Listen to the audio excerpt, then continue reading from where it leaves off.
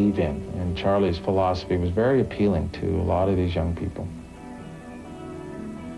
When I met Charlie, what impressed me most that I did not see in my own culture growing up was this strong sense of brotherhood, loyalty, honor, and brotherhood.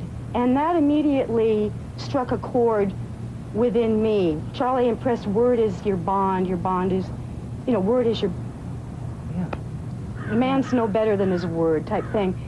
That struck a chord in me. My dad believed that. Sticking together, word being good, it's like a war, it's like a soldier reality. In other words, if these people in Hollywood have to go, so be it. That made sense to me, and that made sense to all of us. In war, you know, sometimes killing is needed.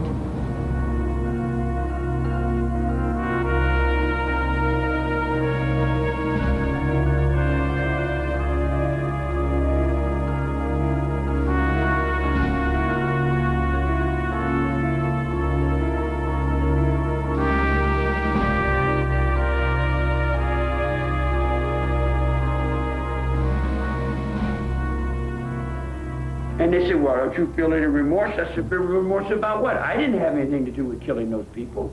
I was involved in the episode that was surrounding that. I was involved in changing the world for Adwa. I was involved in all the things I was involved in. I was involved in a music group called The Family. I was involved with a lot of different people doing a lot of different things, but directing someone to go do something like, you know, that's, you know. With the Manson family, a number of the girls had white middle-class backgrounds, although many of the families were very problemed with a lot of alcoholism and sexual abuse. And he used the women sexually to recruit men and money, and Charlie was always the one that determined what the girls did and who they did it with. And that was a very powerful tool for control, because if you were male and Charlie said no, you were out. And if you were male and Charlie said yes, you were in. So he had absolute, that was one of the things that amazed me, even before I knew anything about the violence, what absolute total control he had over these girls. Most of them were heavily involved before they met Manson in the use of hallucinogenic drugs, psychedelic drugs.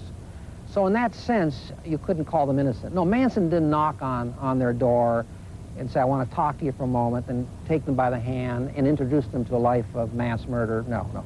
In fact, I think when he joined his family, he himself probably was not thinking of murder. I don't think that. I think that's what eventuated down the line. I think what happened, he saw the tremendous control that he had over these people. And he's got so much hostility towards society that he finally realized, I can use these minions to vent my spleen on society for me. It eventuated into mass murder. But when he first formed this family, I doubt very much that he was thinking about crime. I think he was thinking about free love and music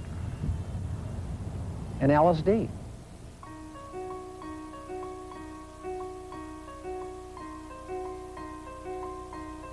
The hot weather gave the tribal stench. It gave the excuse for the natives to get restless. It gave an excuse for these fools to rush about and paint their bodies and roll around and eat health food and sleep on mattresses and do nothing but get up at 2 and wonder where the party was. It was a wonderful time. It was great. It didn't cost any money. And the only penalties were no financial future and an extended immaturity. Other than that, there was nothing wrong.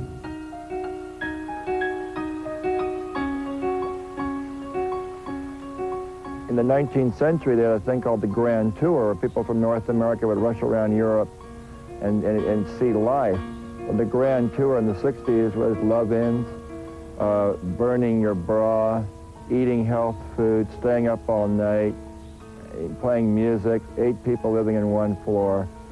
That was one of the positive things that Charles Manson offered, was an alternative to that doomsday thing. Why not live off the land? Why not live by your wits? Why not live for the moment?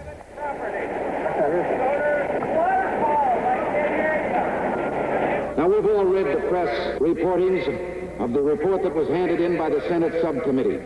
As a matter of fact, I have here a copy of a report of the District Attorney of Alameda County. It concerns a dance in the men's gymnasium at the University of California. The incidents are so bad, so contrary to our standards of human behavior, that I couldn't possibly recite them to you here from this platform in detail. 3 rock and roll bands were in the center of the gymnasium playing simultaneously all during the dance. And all during the dance, movies were shown on 2 screens at the opposite ends of the gymnasium. These movies were the only lights in the gym proper. They consisted of color sequences that gave the appearance of different colored liquids spreading across the screen, followed by shots of men and women on occasion. Shots where the men and women's nude torsos on occasion. And persons twisted and gyrated in provocative and sensual fashion. The smell of marijuana was prevalent all over the entire building. Sexual misconduct was blatant.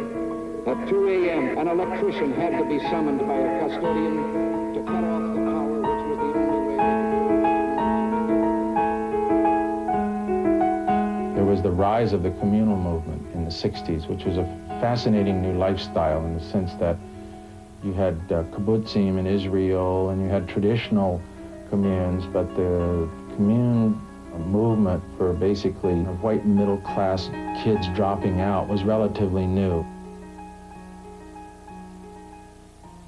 Al Rose, who was the administrator of our medical section at that time, actually dropped out and lived in that type of commune with the Manson family for a short time, and then he came back out and described it to me.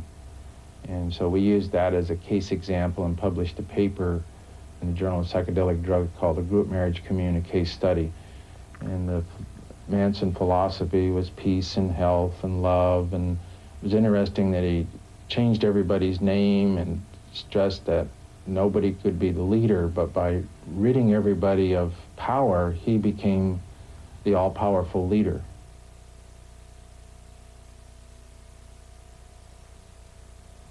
I remember when Charles Manson first drove up that winding road to the hog farm. A lot of the hog farmers were very enamored with his style. And I could see how he could, mesmerize people. At one point in the early evening, we gathered in this meditation circle and started oming, making the sound of the universe all together. Oh, like that. And in the middle of this om circle, which was quite beautiful, actually, Charlie leaned out the window of his black bus and he's choking. And his wives are leaning out saying, stop it, stop it. And everybody stopped oming. And Charlie stopped choking, and he leaped out of the window of the bus and landed square on, and in mid-delivery of this scathing put-down of our entire scene. And I don't know where it came from. Just when you rise up beyond yourself, somehow I was lifted into some archetypal role where I just said, you get out. And he did. Yeah, I'd give anything to watch a rerun of that little move. I'm so glad he didn't take offense.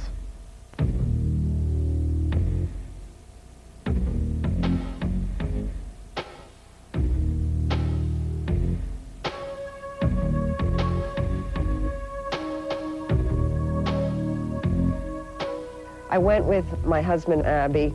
We were both founders of the Yippies. Well, there were mostly women, and there were a few guys, some of whom I think were later arrested and charged. But the women were the predominant ones, and it looked like your ideal hippie commune. I come from New York, I'm Jewish, I have dark hair. These girls were blonde and had red hair, and they were sort of the hippie ideals that you saw, there's that sort of racism. I mean, whoever decides what the ideal is, the reigning white culture. But they looked more like hippies probably than I did, or like the cliche of one. And there almost seemed like a certain innocence about them on the surface. I think Abby and I were quite spooked the whole time. It was very, very strange, there's a place called Indian Mesa where we have fires and